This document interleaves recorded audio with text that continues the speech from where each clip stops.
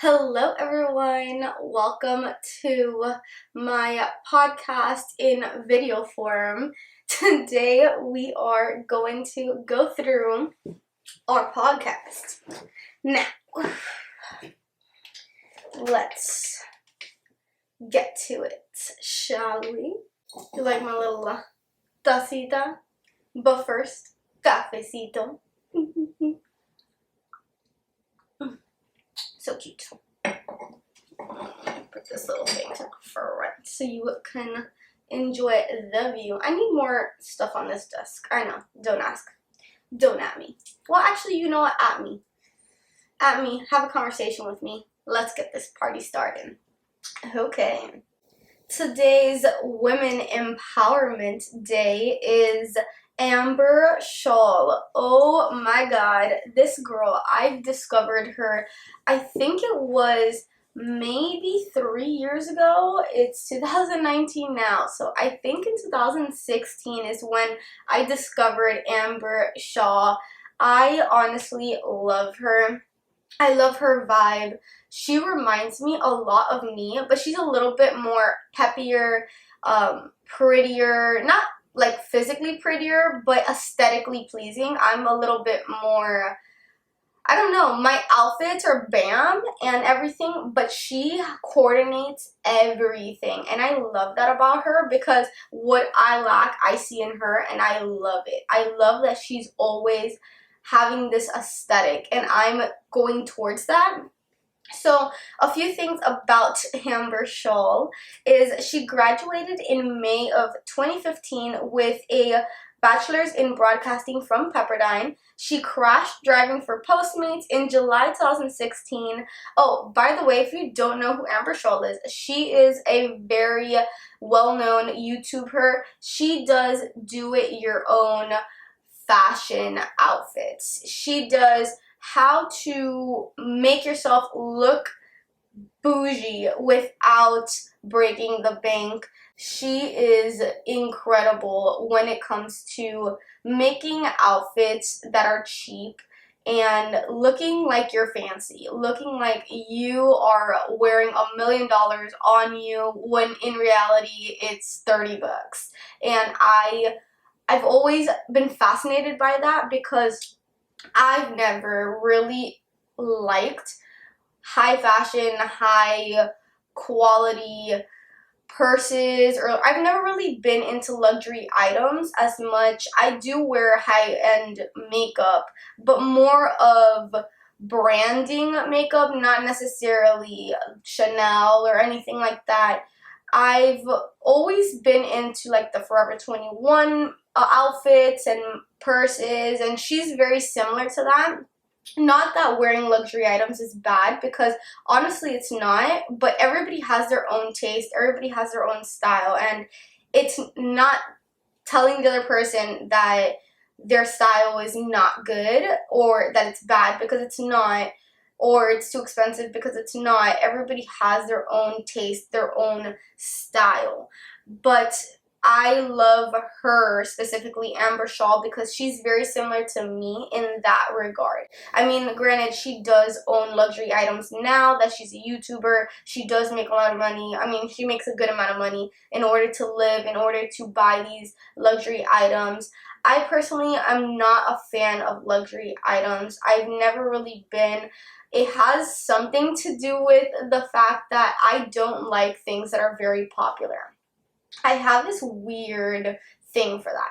Well, back to my little thing. I just wanted to take a little side note and explain that she is a YouTuber and what exactly she does. So she's very good at how to look bougie on a budget. She first started off really popping with her do-it-yourself marble floors that she made it on the homepage of YouTube.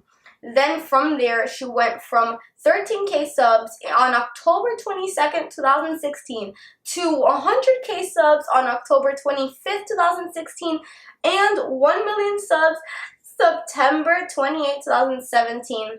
And now she has 3 million subs on YouTube in August 2008, August 28, 2019, I'm sorry. And she is a Leo because, of course, I love my zodiacs. I analyze as much as I can. I don't like putting people in boxes, but I do like having a first impressions kind of view. Although your first impression is not your sun sign, just to put that out there. Your first impression is actually a rising sign.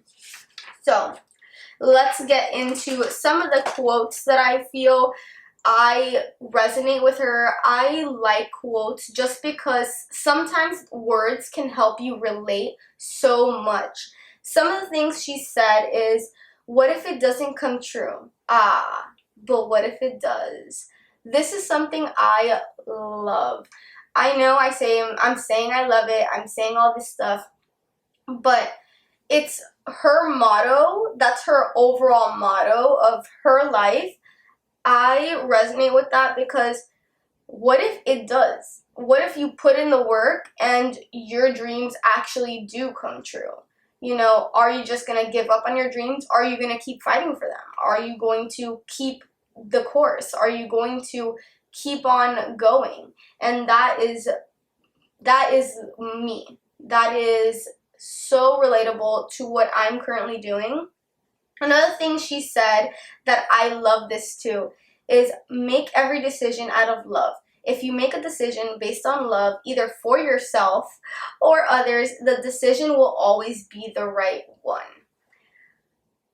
That has helped me the past year.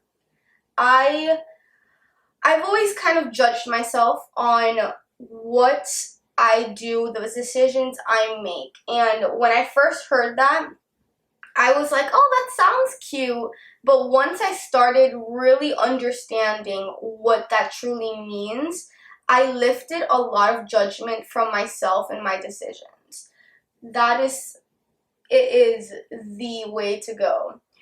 God winks at you sometimes. Listen and pay attention. I've been paying attention to this. I know it says listen and pay attention, that she said, but I've been focusing on it's like coincidences. There's a lot of coincidences. There's a lot of times where you're going to be like, that's like kind of like a coincidence.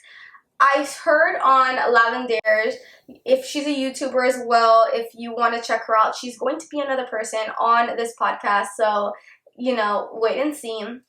But she said something about when you see coincidences, it means that you're on the right track. And whether it's true or whether it's completely bogus, I like to believe it's true because I like to believe that I'm going in the right direction for whatever it is. And a lot of the times I see my birthday on a clock, 10:27, and that is a big indicator because I never see that. I never catch my birthday right on the time. So whenever I do, I'm like, okay, I'm going to make a wish.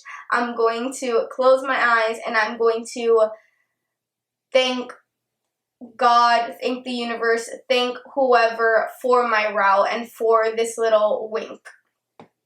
So Amber has had a clothing line with Meshki. She did a collaboration. She also did a collaboration with cosmetics. She had a palette and some lipsticks. I'm pretty sure they are sold out already, just to confirm. She has a YouTube channel, her Instagram, and her Twitter and Snapchat. These are the things that I know that she has because I searched it up. I went through it. I looked through it. Her YouTube, she posts around like 2 to 3 posts per week. She has 300K to 8 million views on her YouTube videos.